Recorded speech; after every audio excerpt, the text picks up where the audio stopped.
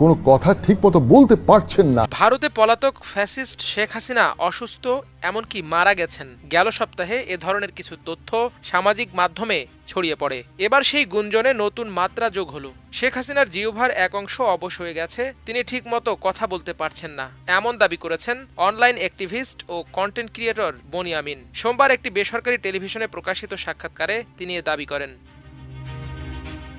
বনিয়ামিন বলেন, শেখ হাসিনা গত 1.5 মাস থেকে কথা বলতে পারছেন না। তার জিহ্বার বাম পাশের অর্ধেক অবশ হয়ে গেছে। তিনি মাইল্ড স্ট্রোক করেছেন। খাবার খেতেও তাকে কষ্ট করতে হচ্ছে। লস্করে তৈয়বা বা কোনো সংগঠনের সাথে আমার ধরেন কি বলা যে যোগসাজশ আছে, মানে একটু মৌলবাদী টাইপের। আমি এই বনিয়ামিন আমাকে নিয়ে একটা ভিডিও বানিয়েছিল। কেন?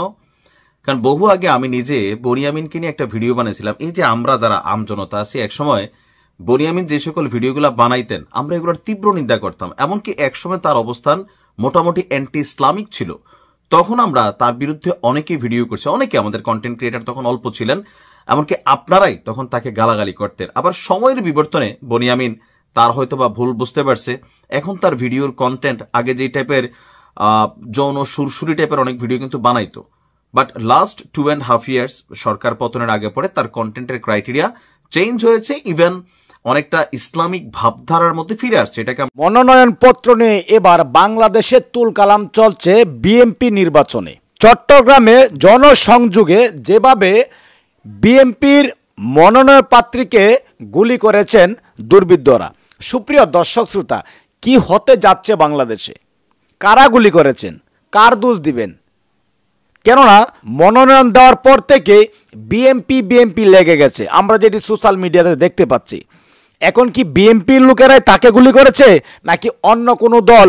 এখন তো বাংলাদেশে আওয়ামী লীগ নেই। সুপ্রিয় দর্শক শ্রোতা, এদিকে ভারতে শেখ হাসিনার জবান বন্ধ হয়ে গেছে।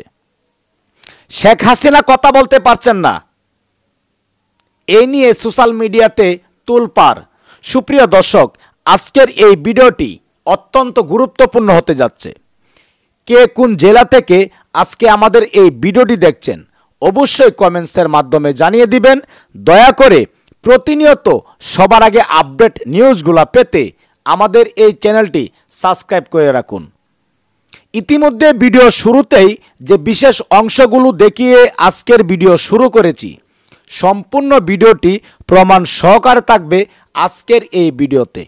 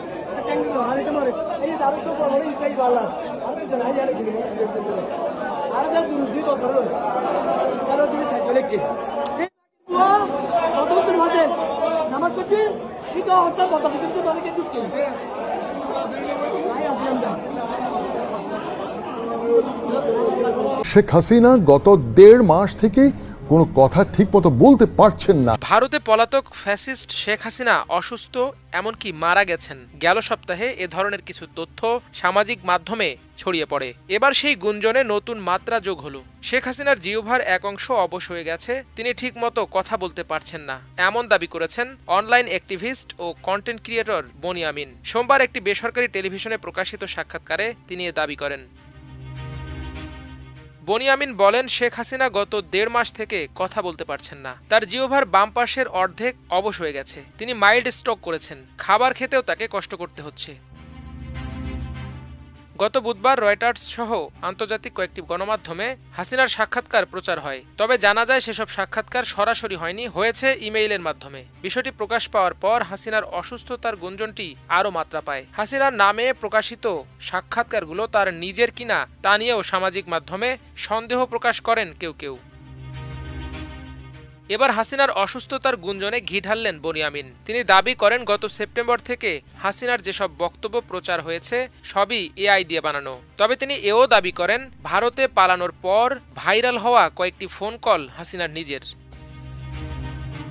2024-এর 5 আগস্ট ছাত্র জনতার অভ্যুত্থানের মুখে পালিয়ে ভারতে আশ্রয় নেন শেখ হাসিনা। এরপর থেকে সেখানেই অবস্থান করছেন। আন্তর্জাতিক গণমাধ্যমে প্রথমবারের মতো তার সাক্ষাৎকার প্রচার নিয়ে বিশ্লেষকরা বলছেন, হাসিনাকে নিয়ে ভারতের বাংলাদেশ বিরোধী ষড়যন্ত্র ও অপতৎপরতায় নতুন মাত্রা যোগ হচ্ছে। আওয়ামী লীগের এই প্রধানের বিরুদ্ধে মানবতা বিরোধী অপরাধের মামলায় যখন বিচার শেষে রায়ের জন্য ক্ষণগণনা শুরু হয়েছে, ঠিক সেই সময়ে হঠাৎ করে একাধিক আন্তর্জাতিক গণমাধ্যমে তার সাক্ষাৎকার প্রচারের মাধ্যমে দিল্লি নতুন খেলায় নেমেছে। জুলাই আগস্ট আন্দোলনে সংগঠিত মানবতা বিরোধী অপরাধের মামলায় ক্ষমতাচ্যুত প্রধানমন্ত্রী শেখ হাসিনা ও সাবেক স্বরাষ্ট্রমন্ত্রী আসাদুজ্জামান খান কামাল সহ 3 জনের বিরুদ্ধে আগামী 13 নভেম্বর রায়ের দিন ধার্য করবেন আন্তর্জাতিক অপরাধ ট্রাইব্যুনাল। গত 23 অক্টোবর দুপুর 12:15টায় আন্তর্জাতিক অপরাধ ট্রাইব্যুনাল 1-এর চেয়ারম্যান বিচারপতি মোহাম্মদ গোলাম মর্তুজা মজুমদারের নেতৃত্বাধীন 3 সদস্যের বিচারিক প্যানেল এ তারিখ ঘোষণা করেন। মামলার রায়ে হাসিনার সাজা হলে ভারত এক ধরনের চাপে পড়বে। এই পরিস্থিতিতে দালাই লামা মডেলে হাসিনাকে রাজনৈতিক কর্মকাণ্ড পরিচালনার সুযোগ দেওয়ার পাশাপাশি বাংলাদেশের ওপর চাপ অব্যাহত রাখতে নানা পরিকল্পনা নিয়ে অগ্রসর হচ্ছে দিল্লি। সবশেষ আন্তর্জাতিক গণমাধ্যমে হাসিনার সাক্ষাৎকার এ পরিকল্পনারই অংশ বলছেন বিশ্লেষকরা। হচ্ছে এই তথ্য বনিয়ামিন কোথায় পাইছে? এটা কি কোন রকম অথেন্টিক তথ্য? যে তারও তো অনেক বড় নেটওয়ার্ক আছে বিভিন্ন জায়গায়, ভালো কথা। তো ওই রকম যে হাসপাতালে দিল্লির চিকিৎসা করেছে সেখান থেকে কি কোনো জিনিস তার কাছে আসছে, বা কোনো মেডিকেল সার্টিফিকেট অথবা সামহাও কারো বক্তব্য? না, বনিয়ামিন আসলে এখানে যে পারসেপশনটা তৈরি করতে যাচ্ছেন, এটা মাঝে মাঝে আমি আমার অনেক ভিডিওতে বলি যে কেন শেখ হাসিনা ইস্যুতে একটা পারসেপশন তৈরি করা যাচ্ছে। মেইন কারণ হচ্ছে গেল 15 মাস তিনি কিন্তু কোন রকম ভিডিও সাক্ষাৎকার দিচ্ছেন না। ওনার যতগুলা বক্তব্য আসতেছে সরকারের পক্ষ থেকে বা বিভিন্ন সময় যেগুলো উস্কানিমূলক, সেগুলো আওয়ামী লীগই দাবি করে যে এআই কোডা ওনার নাম দিয়ে চালাই দেওয়া হচ্ছে। আবার অনেকেই দাবি করেন যে ওনার বিষয়গুলো এআই কর্তৃক অডিও রেকর্ডেড করে এই বক্তব্যগুলো মার্কেটে ছাড়া হচ্ছে। সবার কাছে একটাই প্রশ্ন, তিনি কেন ভিডিও বক্তব্য দিচ্ছেন না? অথবা আন্তর্জাতিক গণমাধ্যম রয়টার্স থেকে শুরু করে এএফপি, এগুলাতে সাক্ষাৎকার দেওয়া তো সোজা না। ইমেইলের মাধ্যমে তিনি দিয়েছেন অথবা ভয়েস টু ভয়েস দিচ্ছেন, কিন্তু কেন তিনি কোনো ভিডিও ফুটেজ দিচ্ছেন না? আর এই ভিডিও ফুটেজে হাজির না হওয়ার কারণে অথবা বিভিন্ন জায়গায় পৃথিবীর যে আওয়ামী লীগের প্রোগ্রামগুলো হচ্ছে সেখানে যখন তিনি কনফারেন্সে যোগ দিচ্ছেন বাট অডিও ভয়েসে, তখনও কিন্তু অনেকের মধ্যে একটা পারসেপশন তৈরি হয় যে শেখ হাসিনা কি আসলে বেঁচে আছেন, অথবা তিনি কি সুস্থ আছেন। বাইচে আছেন 100%, বাট অসুস্থ আছেন। এই পারসেপশনটাই কিন্তু আসলে যারাই চাক, এখন বনিয়ামিন যেমনটা বলছে, এর আগে বিভিন্ন জন যেমন বলছে, এটা কিন্তু তৈরি হয়ে যাচ্ছে। আওয়ামী লীগের নেতাকর্মীদের সাথেও ওনার যতটুকু কনভারসেশন, ফোন আলাপ, কোথাও সর্বশেষ গত 14-15 মাসে শেখ হাসিনা দেখতে কেমন হয়েছেন, ওনার চুলগুলিকে একটু পাকলো বা তিনি কি একটু ফর্সা হইলেন, চেহারাটা কি ভেঙে গেল, নেতাকর্মীদের জন্য তিনি সরাসরি সামনে কেন আসছেন না, এইটা নিয়ে কিন্তু আসলে এখানে নানান ধরনের আলাপ আলোচনা চলছে। যার কারণে বনিয়ামিন এখন এই মুহূর্তে মার্কেটে খুবই জমজমাট, বিশেষ করে জামাত ইসলামের পক্ষে খুবই শক্ত অবস্থান। এনটি বিএনপিতে আছেন অনেকটা, তো স্বাভাবিক জামাতের যারা সাপোর্টার শ্রেণী আছে তারা রাতারাতি বনিয়ামিনের একটা ভক্ত হিসেবে তৈরি হয়েছেন, পিনাকিদারও ভক্ত হিসেবে তৈরি হয়েছেন। তো সেখান থেকে বনিয়ামিন যখন একটা বক্তব্য দেয়, এটা একটা ন্যারেটিভ তৈরি করে। আবার এই ন্যারেটিভটা শেখ হাসিনাও একাংশে বা আওয়ামী লীগও একাংশে তৈরি করে রাখছে। কেন?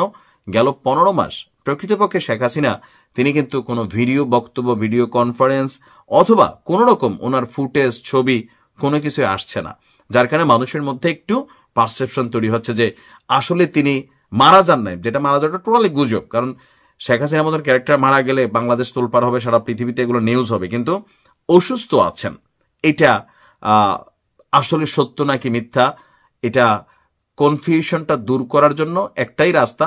এখন শেখ হাসিনা বা আওয়ামী লীগের রাজনৈতিক অবস্থান থেকে তারা সেটা করবেন কিনা জানি না। সেটা হচ্ছে শেখ হাসিনা একটা ভিডিও বার্তা দেওয়া দরকার যে তিনি আসলে সুস্থ আছেন। কারণ যতই কর্মীরা মুখে মুখে বলুক ওনার কথা, কিন্তু যখন এই ধরনের ন্যারেটিভ সামনে আসে, যুক্তি তর্ক দিয়ে মানুষকে বোঝানো হয়, তখন কিন্তু মানুষের একটা পারসেপশন তৈরি হয়ে যায় যে না ভাই, এত বড় ঘটনার পরে সম্ভবত তিনি স্ট্রোক করছেন, করাই স্বাভাবিক, বয়সটাও কিন্তু ওই লেভেলের। তো শেখ হাসিনার বিরুদ্ধে যত প্রোপাগান্ডা ছড়াচ্ছে বা পারসেপশন ন্যারেটিভ তৈরি হচ্ছে, এইটাকে দূর করার একমাত্র উপায় হচ্ছে কোনো ভিডিও কনফারেন্সে তিনি কথা বলা, হোক দেশে বিদেশে, ভারতে, যেখানেই হোক। তখন হয়তো যারা ন্যারেটিভ তৈরি করছে বা বিভিন্ন মানুষ বিভিন্ন যে পারসেপশন দিচ্ছে, মানুষ তখন তাদের মতন করে বিশ্বাস করে নেবে।